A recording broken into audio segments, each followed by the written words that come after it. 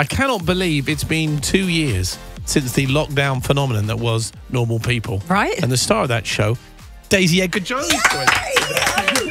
Daisy, welcome. Welcome to the show. Thanks for having me. So, I mean, it goes without saying that was a life-changing role for you.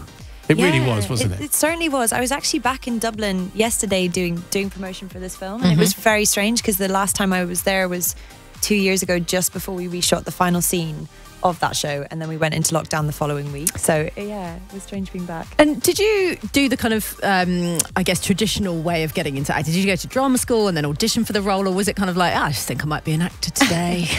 I actually didn't do drama school, but I did a massive youth theatre company called the National Youth Theatre. I joined them when I was 15, and I went for an open casting for something, and the casting director knew I was my agent was looking for someone young and put me in touch with him, and then I started auditioning through him. So very exciting for you. Now, you may not remember this, or in fact I think you won't remember this moment, but you've actually met Jamie Theakston before, when you were a baby. When I was a baby.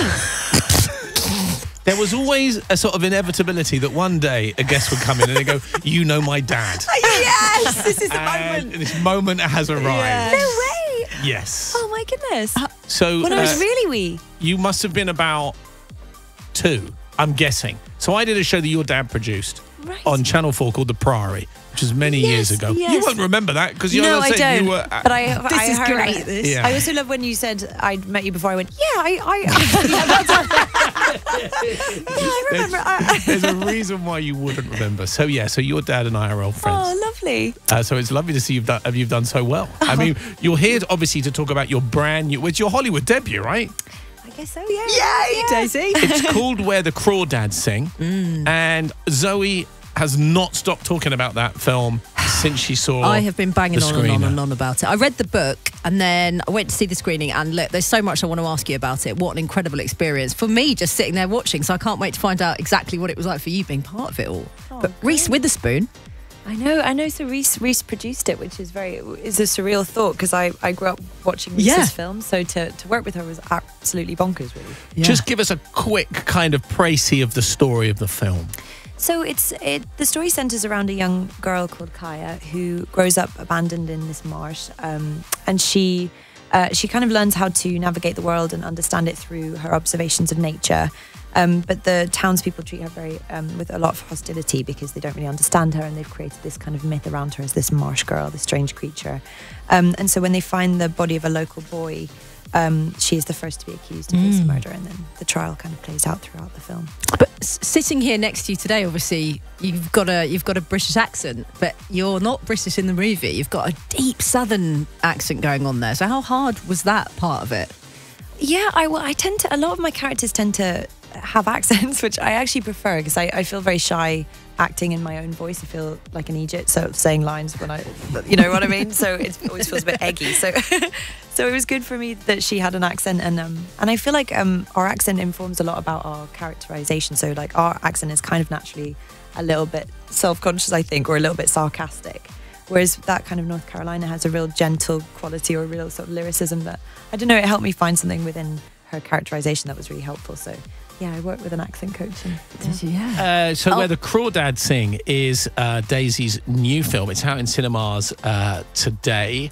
Tell us what's happening next then for you work-wise now that film's done and dusted. I have a few projects coming up next year, but I can't release that. None of them are. It's one of those ones where she can't tell us. Really tell you off too mic. much. I wanted to ask about actually filming on location, because obviously we see some fairly wild creatures around you when you're living in the marshes. What's the craziest thing that happened on set? Well, there was a lot of alligators in the water, and snake wranglers and cockroaches and things. There was a lot of insects to contend with. But I think one of the craziest things was my friend Taylor, who plays Tate in the film. Yep. Was doing a scene where he was just sort of in the water collecting samples, and this massive alligator sort of started swimming past, and he was like, I think there's a huge alligator, and the guy was like, how big is it? And he was like, I don't know, it's underwater. It's big enough. He was like, I'm sure it'll be fine, and action. And he was like, oh my God. So that was probably one of the craziest. I always found it very funny. And are you okay with creepy crawlies and insects and stuff? No, I don't really like it. Okay.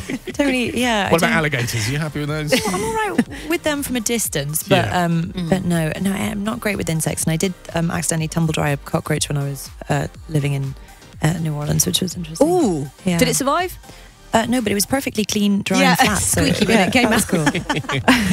They're indestructible, those. Now, I know that you're quite keen on producing, directing, that kind of thing. Is that, have you got anything in the pipeline, or? No, but I that's definitely a big dream of mine.